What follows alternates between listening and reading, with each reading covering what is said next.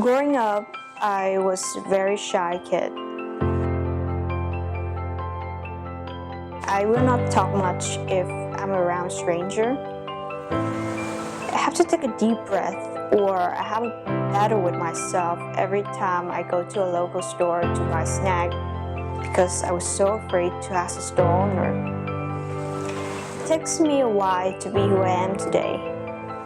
I don't know why I'm like that. I always feel like it has always been my things ever since I was born.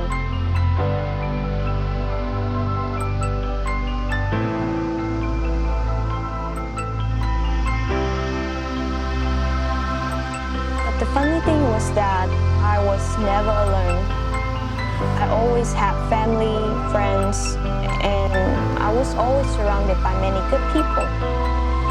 Since little, I always had my cousin, my sister, and then from kindergarten to primary, secondary, high school, to college, I always have a group of friends.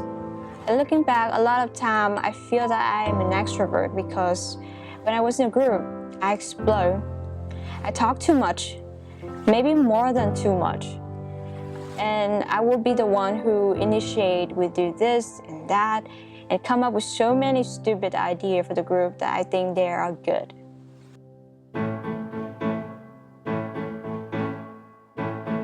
So let's look at the familiar spectrum that we all know.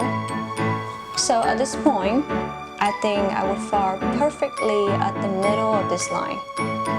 Sometimes I can be so extrovert, sometimes I can be so introvert. I would be called an ambivert to be correct. But somehow it doesn't seem right for me. Okay, so let me give you a backstory of what happened next.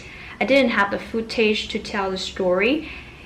It is not that I don't have it. I do record a lot of things during my high school or secondary school and something. But in order to keep the privacy of some of the people, I'm not going to show it unless that I have their permission. So here's the thing. When I was in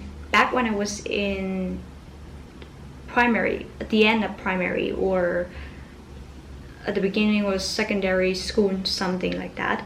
I don't remember to be exact, but that was the time when the kid start adapting swearing into their conversation.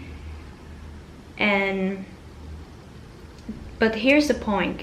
I don't like swearing. My mom never swear. My dad never swear. My sister never swears. So you can see that what kind of environment I was in. And yes, I prefer to talk to my friend without swearing. So you know that at that time when everyone is adapting swearing into their conversation, I feel nothing but different. I was struggling with being who I am or be like everyone else. So that is the time when I decided to talk to my dad. I told him what happened and how I feel about swearing. He told me that just choose the one that made me feel comfortable the most. Then other things will fall into places, including friendship.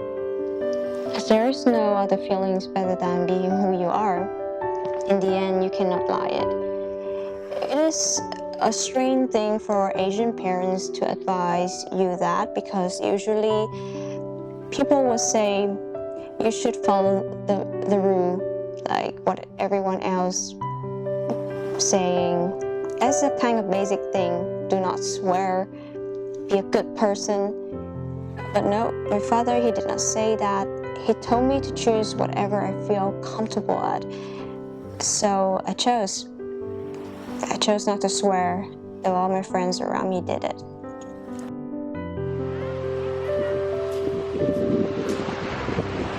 So I come to conclusion that an introvert is also an extrovert. You see, an extrovert had this one big package that is their outgoing energy. An introvert, on the other hand, has two small packages. One is their outgoing energy, though not as big as an extrovert. but that doesn't mean they are not open-minded, friendly, approachable. One is they're in a conflict. Introvert has a loudest mind. They have a lot of things to say, but don't know how to say it. But if you combine these two packages, it will be equal with the amount of one package from an extrovert.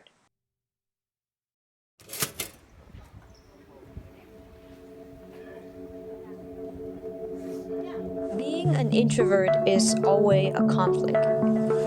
It's not that I am an ambivert or sometimes an extrovert or introvert. It's more of